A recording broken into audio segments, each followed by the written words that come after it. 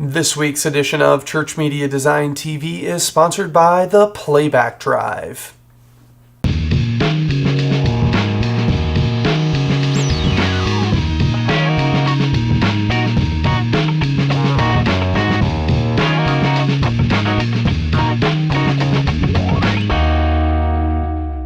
Welcome to another edition of Church Media Design TV, tips, tricks, and how-to for you, the church media designer. I'm your host, Brad Zimmerman, and I am joined every week by my favorite bobbleheaded friends. You got it right. We got Jamie and Adam from the Mythbusters. We got Dwight Schrute from The Office. We got Little Whitey, the miniature version of me, and we got Jesus Christ, the Son of the Lord Most High. Well, on this week's edition, we're going to be talking to two producers from Northland Church in Orlando, Florida, which you'll find out more about later. But in this interview, you're going to learn tons of stuff about what it takes to stream online, what it takes to do multi-site, what it takes to put your video systems out all over the place, as well as learning tips along the way about capture cards and licensing and formatting content for all of these different areas. So I think it's a really great interview that you'll learn a ton from. So if you're thinking about expanding and doing more things online with your gatherings, or you're thinking about live streaming or any of that kind of stuff, this is a great interview for you to check out. As well as we have a ton of stuff in the stockpile and some great news for you. So if my favorite bobbleheaded friends are ready, let's get into it. Well, this week's news is that, I'm heading to the Great White North. I'm going to be speaking at the Create Conference in Canada. And so, unlike most of the church conferences that you hear about that are in the States and that sort of thing, this one is in Canada, and it's for Canadian church leaders. It's a creative conference geared towards the Canadian church. And I'm really excited to be a part of this conference. I think it's going to be really great. It's in St. Catharines, Ontario. You can find out more on their website. So you can check out, they have a video here, as well as you can see the speakers they have. They got Phil Cook, Craig O'Shell via video, Ken Meyer, Scott McClellan, and Bill Markham. So some great stuff there, as well as myself and Tim Schrader and Chris will be doing a morning show there every day. So that'll be really cool. So you can check out the rates here. You just barely missed the super early bird rate, but the early bird rate still going on, $129 a person, and you can get $25 off if you're a Bible student. So some pretty great deals, and it should be an awesome conference. I'm really excited about the speakers that are going to be there and empowering the Canadian church. So if you're in Canada or on the border and you want to come check it out, I encourage you to go check out the Create Conference. Well, let's reach into the stockpile and grab some great resources for you and your church. And the first one is from Stephen Proctor, who is the worship VJ. And he is helping us understand and move forward in this conversation about what is visual worship. Well, on his website, you can see he's released a guidebook for visual worship. And this is everything you need to know about visual worship, from how to create the environment, what it is in the first place, all the way down to nitty-gritty details like font choice and color theory. So there's a ton of great information inside this book, and you can check out this book. You can get a single user license for $10, or you can get group usage for $25. Awesome resource if you're wanting to thrust your church into visual worship, or maybe you're at a church where you're like, man, I need to help the leadership understand what this is and why we should be doing it. This is a great way to start a conversation with them. So you can check that out on his website. The next one is for all of you digital SLR filmmakers out there and who are doing editing and getting frustrated with it. Again, you can get awesome pictures with like the 7D or the Canon 5D Mark II, but you run into issues that they're not film cameras. They're not meant to be film cameras first. They're meant to be photo cameras first. But Canon just made it a little bit easier for you if you're a Final Cut Pro user. They just released the plugin E1 for Final Cut Pro, which allows you to do smooth, intuitive ingestion of original EOS video files from Final Cut using Final Cut Final Cut Pro's log and transfer function. It does time code, automatic transcoding to different formats. You can create disk images, all sorts of great stuff. So if you're using Final Cut Pro and you have a EOS camera, so the 7D, 5D Mark II, I think the 60D, so any of those cameras that have that, you can check out this tool. It'll make your life a lot easier. Next up is from my friends over at MediaSalt. They have tons of great resources. I encourage you to check out their website. But one thing they just released was a resource download of a text message instruction slide. At their church, the chapel, they're using text messaging to get feedback from people. And so they wanted to make a slide that they could put up that would help people know what to do when they want to get that feedback. So they have a question: how have you experienced God's goodness? And then text the chapel space your comment to 41411, and you would get that feedback put up there. And they have a PSD, a PNG, and a JPEG, as well as all of the elements used, the texting services they used, and they also want your feedback of things that you've done. So great deal there from MediaSalt. And last but not least is a really interesting one.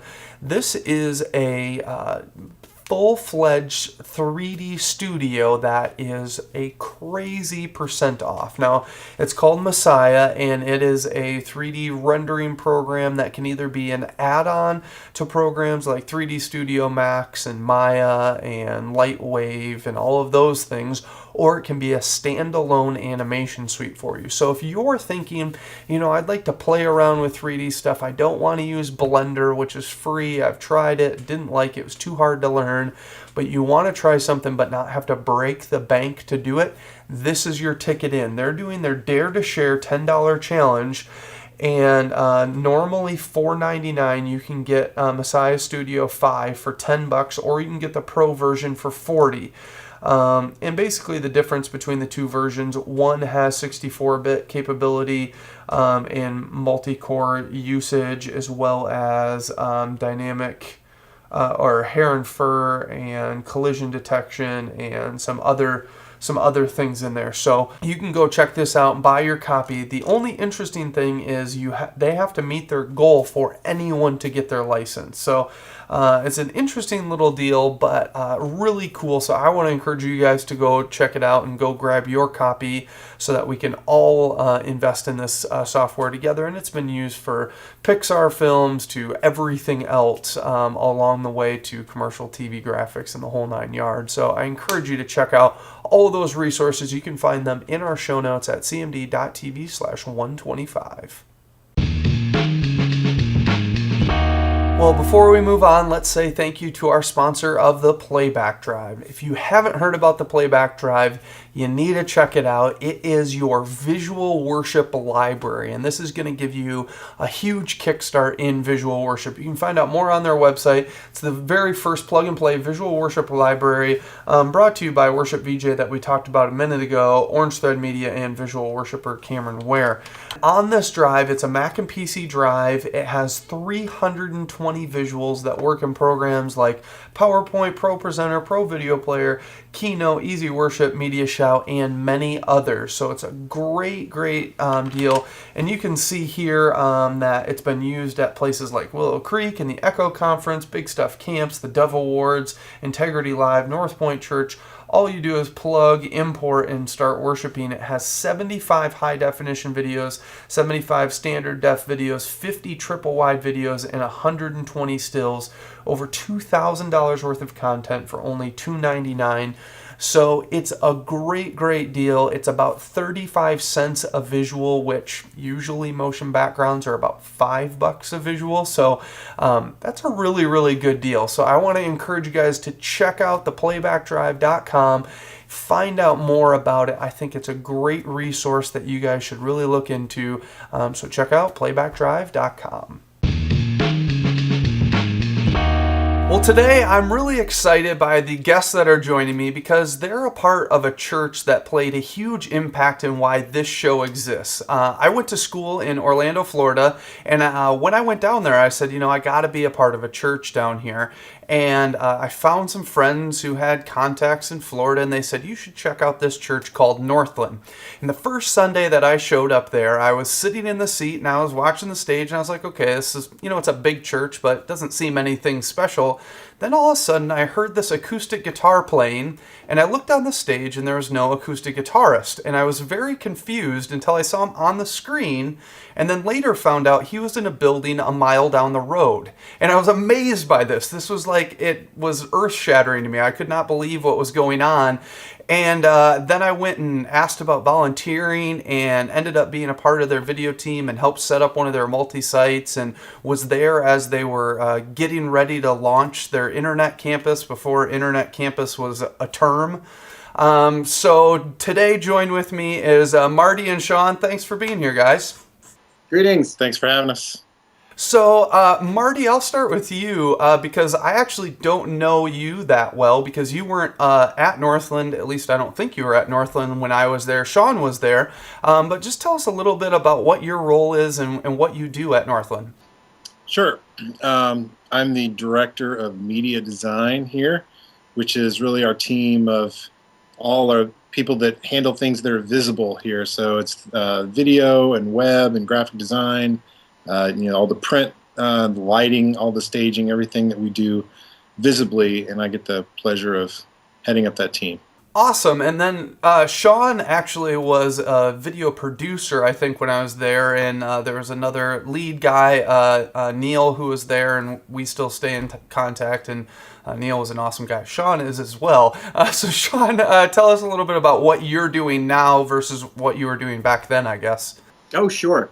Well, now I am the senior producer of live production, and so that's anything visual that's happening live. I'm responsible for that's interconnectivity of our distributed campuses, that's streaming of our video feeds, managing camera teams, and making sure that what you see is what we intend. I think a distinction between what I was doing then and now is I was just part of that team. Now I'm responsible for a lot more of it. Well, one thing that's always, and one thing that I loved when I was a part of Northland, and I still consider myself a part of Northland from afar.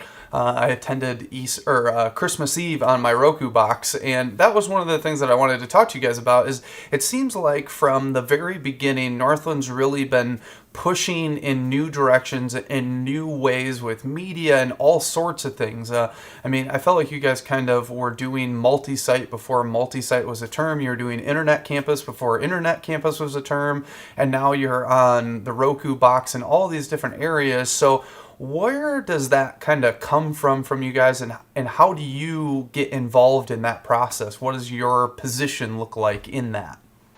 I'd say that for us, every piece of technology that we utilize is not about the technology, but it's about its purpose.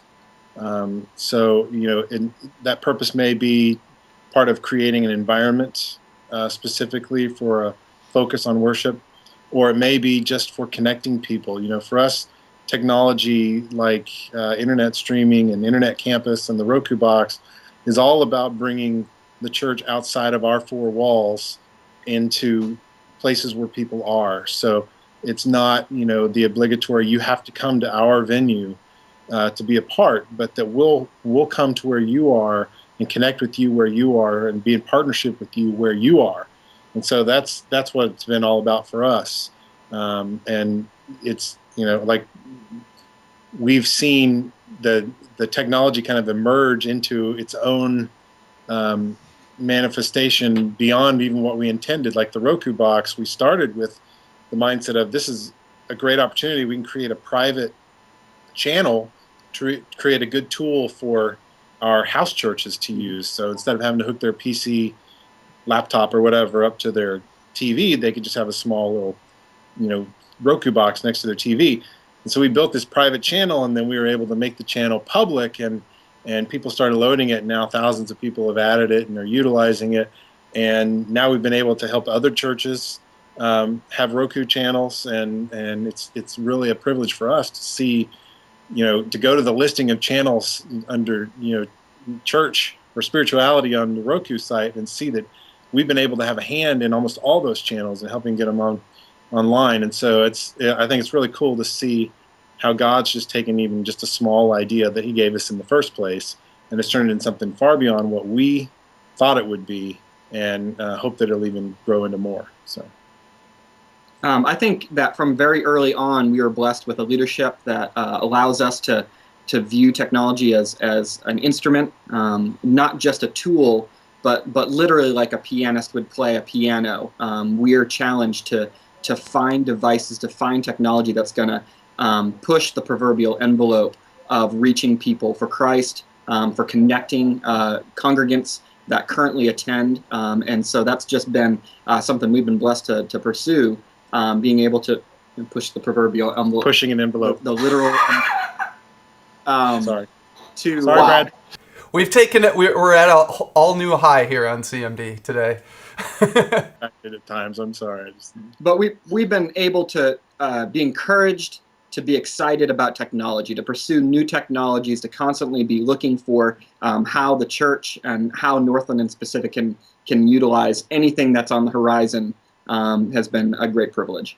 Well, I guess one question out of that for me is, I know a lot of people, and I'm one of them, are starting to do, live streaming via like free services like Ustream and that sort of thing, as well as podcasting, and you're now distributing what you do on a Sunday morning to all of these different venues. And so I guess, Sean, could you just talk to a little bit about how you produce what you do for your physical site? How does that impact what you do in all of the other places? Do you take those into account, or do you just produce this and push it to everywhere else? No, we absolutely take into account every viewer, every participant that's involved.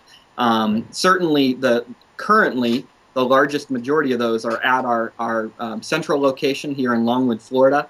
But the growing numbers of online attenders, of small churches or small home churches, Roku attenders, mobile users, there's not a weekend that goes by that somebody doesn't tweet or Facebook message that this is so cool. I'm on a plane, a couple thousand feet in the air, and I'm watching church on my phone. How cool is this?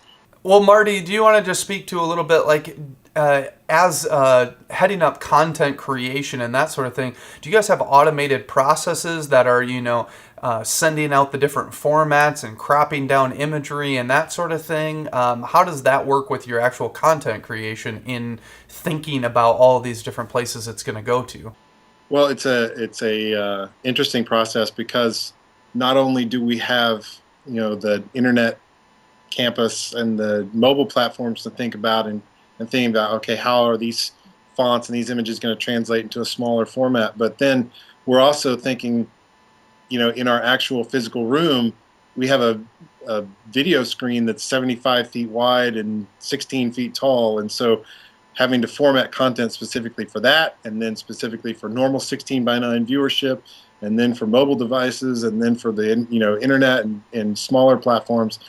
So it is a process that we have to think about and be very definitive about, but we've been fortunate enough to kind of slightly, ever so slightly find our groove the longer we've been doing it. So we certainly haven't arrived by any stretch of the imagination. We're always trying to try new things, but we've learned a lot of lessons along the way. I hope that answers your question. In our production environment, we do have dedicated directors that are focusing on different environments. So there is a director that's focused on our live worship environment that's here at Longwood. There's another director that's focusing on essentially a broadcast feed that's equipping all these devices, be it mobile, be it web, be it Roku. So there's intentionality in even how fonts and graphics are being used to convey both on this large widescreen array, 49 by 9 aspect ratio to 16 by 9 to mobile devices that, maybe cropping and scaling a bit. So yeah, we learn as we go. Each week we evaluate and try and say, oh man, that didn't work. We need to do this. We need to keep fonts really big for mobile devices for that feed. So yeah, it's a constantly evolving process for us. One thing that I'm very curious about is you guys are really trying to say, it's not about this one place or this one site. And you've already said that it's about connecting people no matter where they're at. And one interesting thing that you guys are doing is you're actually trying to connect in, and you name off people who are viewing online, and you try to stay connected, with those people in house churches and that are sitting at home on their computer kind of thing. So how are you guys bringing people back? I know it quote unquote easy to send it out, but how do you bring that content back in and create a full loop? Well, that's a interesting question. There's a couple ways we do it. I mean, the way we know who's online is that for the most part, people log into our worship environment, and so they create a profile and they log in, and they're kind of like them saying, "Hey, I'm here," and they can chat with other people and interact with them, and so we know who they are and where they're from, and we can greet them. We can identify people who are here for the first time, and we try to acknowledge them and say hi to them if they're here for the first time. We know which house churches are online with us at that particular service, or even one of my favorite things that we do is we connect to a couple of local prisons here in the Orlando area, a men's prison and a women's prison, and we're able to feed church services to them and have 150, 200 inmates participating with us in service. So we always acknowledge them and that they're part of our family too. And so that's, the greeting of those people is easy. Then other times we'll bring back content live through this very venue right here that we're using through Skype. We utilize Skype a lot.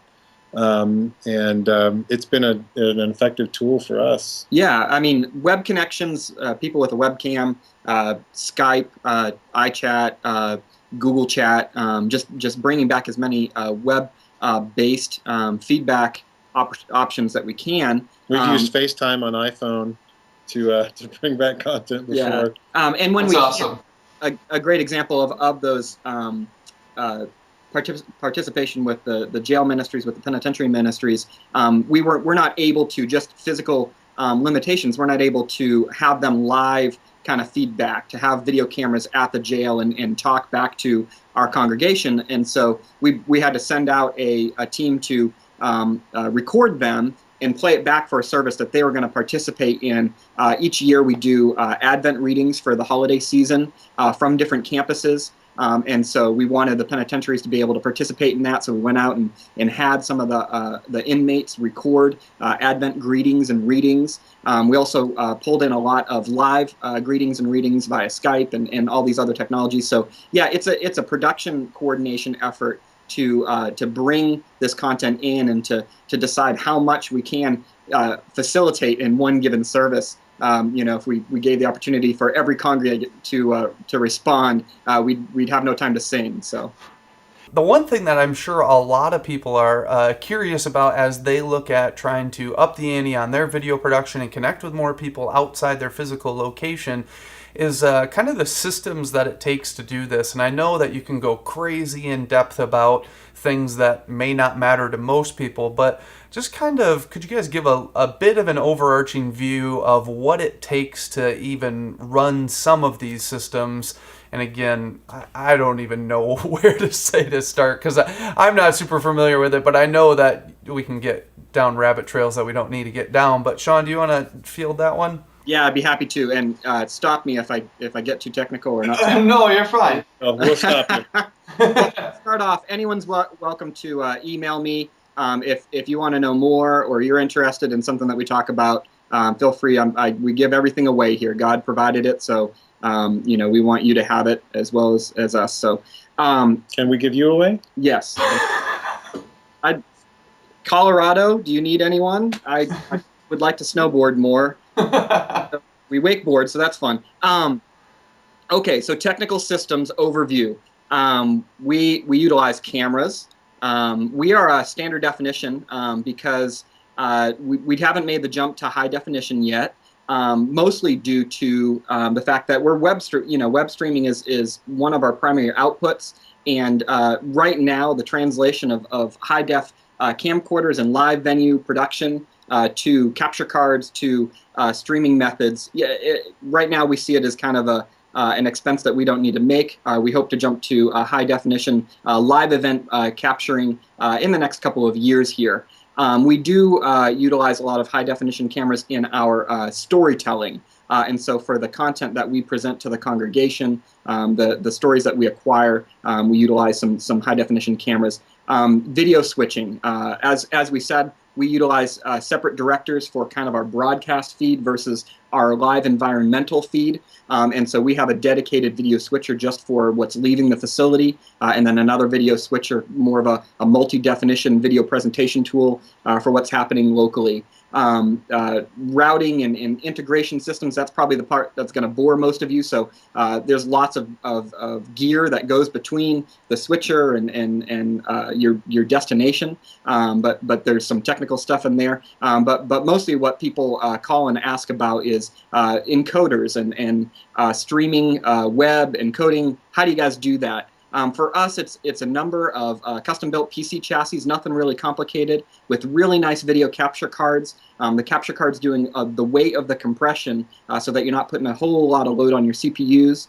And then running through, we utilize Flash Media Encoder for most everything that we do. It's a free utility. Doesn't have a whole lot of support. That's kind of what you get for not paying anything for it. But it allows you to create H.264 streams, Flash streams, most anything that you want to generate, you can generate there. Then what's leaving your facility is kind of one outbound stream per device. Mobile streams, they've got some different needs, different types of high resolution, low resolution, all that kind of stuff is created from those streaming encoders. Then you need to stream, you need to serve that content out. So you need some kind of CDN.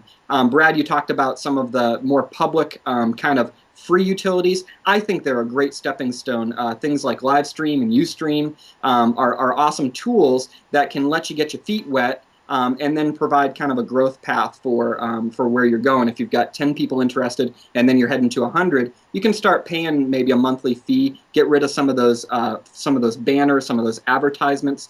Yeah, because the church and Budweiser go together really well. That's what I found.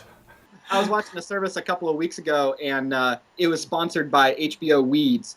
So that's the payoff of not paying anything. But once you start paying a monthly fee to some of those services, you can get rid of some of the banners, and you can really kind of hit your target market. Maybe even have a web landing page, so that's not just an embedded window video. But at some point, you usually step up to a full-fledged CDN that's providing your content, monthly fees, bandwidth in and out of your facility. So there's lots of moving parts that are required for getting signal out. So what CDN are you guys using currently? Currently utilize two. We're with High Winds. They're actually based, it's a national or international CDN, but it is based here in Winter Park, Florida. We've had a great relationship with them for a couple of years. We've kind of worked with everybody in the business. You name them, Level 3, Akamai, Limelight. We've utilized them through the years as we've been growing this process. Right now, we're currently with High Winds as our primary provider, and then we have a number of Amazon S3 servers that we've loaded Wowza's streaming server software on, and we kind of self-manage those. So those provide a couple of our dedicated streams, some of our backup streams. It's good not to put all your eggs in one basket the bigger you grow. And if you want to just rewind a second to the capture cards, so basically you're saying you guys built some PCs, but then you made sure to get the right capture cards in there. What are those capture cards? Kind of what ballpark price range are you talking about for those? And what are you actually getting from them? Not a problem. The video capture cards that we've had the most success with come from a company called Viewcast. They're the leaders right now in live streaming capture. So viewcast.com. We love the Osprey cards. There's analog, component. Depends on what kind of video flavor you want to feed them. So their most expensive unit is an SDI, a serial digital input card. You can do digital audio as well. There's an add-on for this card. It's the Osprey 530. Again, viewcast.com. and it will allow the onboard card to process multiple resolutions of your output stream at once. So again, taking some load off of your processor. Great. And what's the price point for those? Or ballpark? You range between $1,000 and $3,000 in those video capture cards. So a Dell chassis or a custom chassis for those of you guys who love building PCs. Just make sure that your PCI bus is large enough to handle these viewcast cards. Well, Marty, if you want to just talk a little bit about, and I know this is one thing that we run into, is what do you guys do about licensing? I know that a lot of times we want to play music and all that sort of thing, and we hear about that churches don't get sued, but churches do get sued, and everybody's lying to you when they say they don't get sued. So what do you guys do to make sure the videos that you create or the music that you play actually can be distributed without having to worry about the feds coming after you?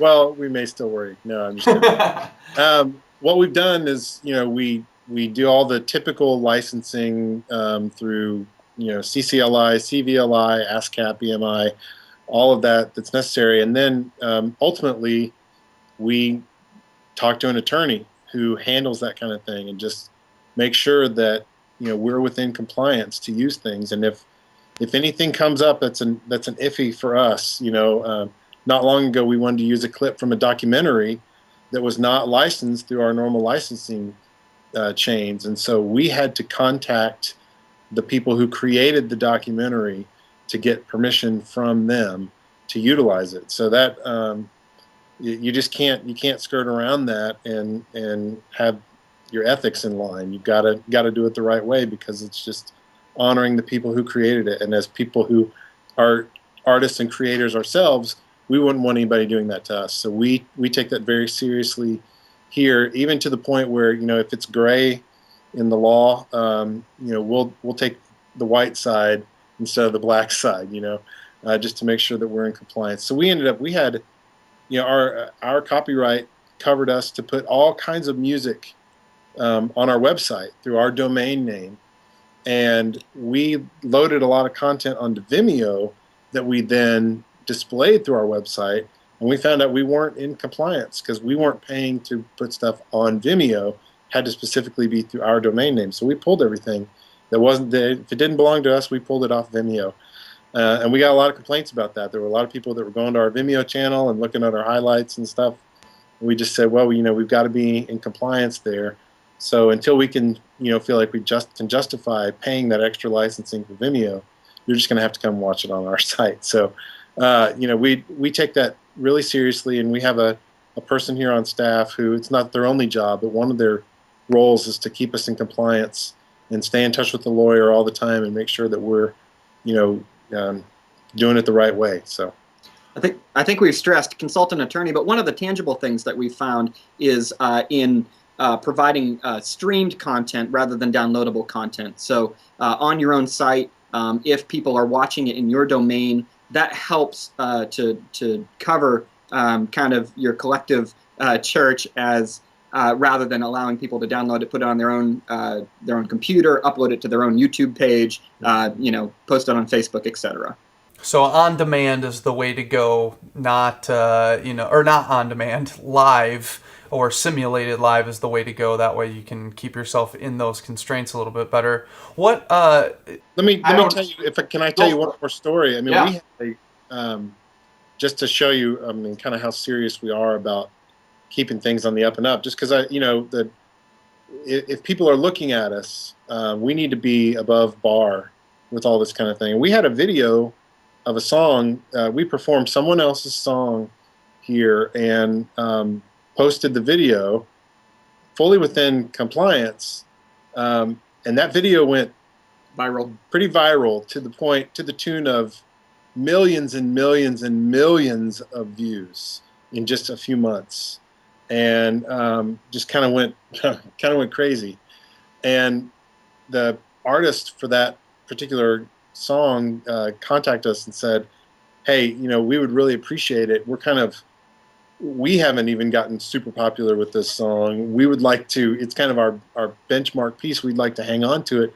Can you pull your video down? And we did, just to honor them. So It's always better to err on the side of being in compliance rather than try to cheat the rules or stretch the rules. So I don't know if you have any clue, but like, what do you know price wise, so that people, when they're thinking about wanting to step into that realm and really make sure they're in the right way and taking care of that stuff, what kind of price tag is that adding on to your production system for churches that are thinking about that? I have no clue. But I do know that it is a bit of a sliding scale, I think, based on how big the potential audience is and some things like that, and how big your organization is. I don't know for sure, but certainly there are people here who do know. And if anybody wants to contact us, we'll help you out. I mean, we'll find out for you. Well, guys, do you want to just kind of leave us with ways that we can get in contact with you and ways that we can check out what's going on at Northland and stay in touch with what you guys are doing? Because tons of crazy stuff. One thing they didn't even mention is that they're the first, and as what I know, the only church that's live streaming to Facebook right now, church gatherings. So I think that's pretty awesome. But where can we find you guys and keep in touch? Well, you can always find us at the church website, northlandchurch.net. You can contact either one of us through Twitter. My Twitter name is Media Marty. It's MEDIAMARTY. Shawnee B, SEANNYB, and both of our Facebook and Twitter profiles are on our staff page at northlandchurch.net. Well, guys, thank you so much for being here, and thank you so much for what you're doing in the church. It goes without saying, but I want to say thank you. I'm sure you don't get appreciated enough for what you guys do in expanding the kingdom. I know for you guys, it's not about these tools and these rules and licenses and all of that garbage. It's really about God's kingdom. And so I just want to say thank you guys for what you're doing and for what you guys invested in me, because I really appreciate it, and it's made me who I am today, and it's why I do what I do today. Well, you're welcome. And thank you for having such beautiful golden hair, Brad. That beard, it's amazing. It rivals that only of Conan. You look like a... Great show. Thank you guys so much. So if you guys want to find out more about them, make sure to check out northlandchurch.net. Well, this week's inspiration comes to us from Port City Church, and they have been creating tons of great videos. You saw one a few weeks ago, the Man School intro. This one is for a series called Taste and See, and it is a story about sushi. And the reason that I'm showing you this video is because it's a great example of how to create storytelling videos for your teaching time. It's done really, really well. There's just the right amount of B-roll footage. There's just the right amount of talking and interaction. So I think it's an awesome example of what you can do to bring in video into your teaching segment with either your pastor or a second party, so somebody telling a testimony or something like that. So Port City Church, they're doing it again, so check out A Story About Sushi.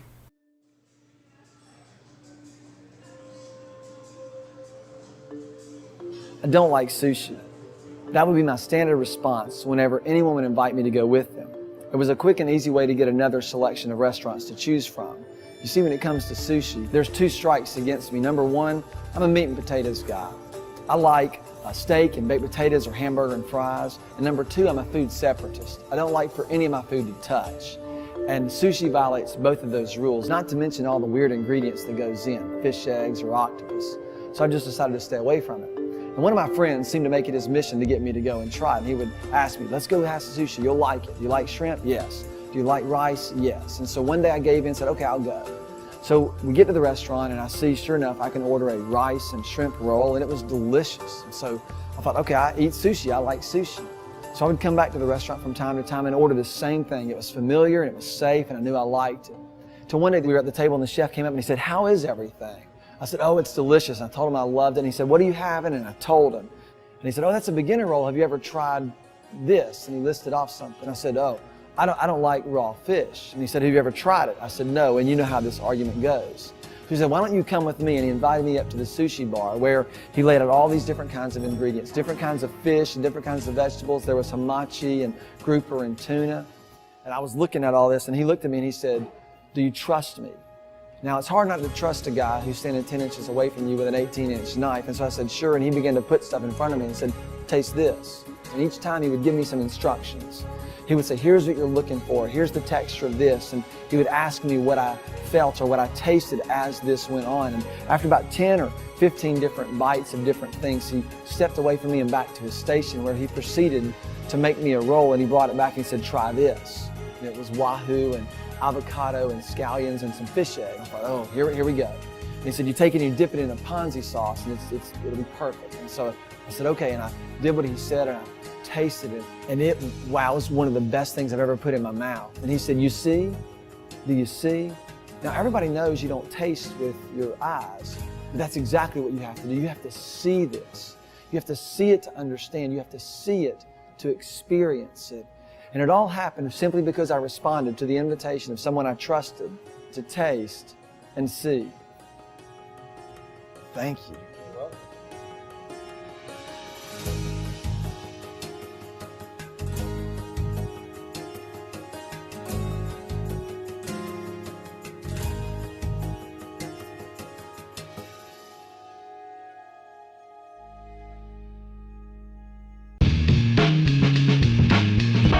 Well, thanks for tuning in to another edition of Church Media Design TV. If you guys have any questions or comments, I encourage you to do that on the website at cmd.tv/125. You can leave all of your comments and questions there, as well as you can find me at twitter.com/cmdtv, facebook.com/bradley.zimmerman, and of course at my email address, brad@ChurchMediaDesign.tv. I'd love to hear those questions or comments or things you want to see more of on the show. And when you send those in, I add those to my library of things that are coming down the line. So I try to answer all of those things there. So make sure to do that. But the best place to leave those questions and comments is on the website.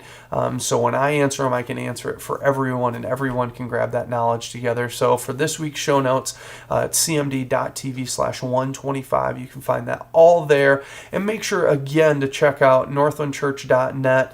You can find out what they're doing there, find their Facebook app and their live streaming online, their Roku channel on roku.com. You can find that there. So you can find all of the different crazy places they're doing their stuff. And make sure just to send Sean and Marty a note and just say, "Hey, thanks a ton for being a part of this episode," because it's really cool what they're doing, and they're so giving of the resources they have, and I just think that's awesome. So as for me and my favorite bobbleheaded friends, we're saying, see you later.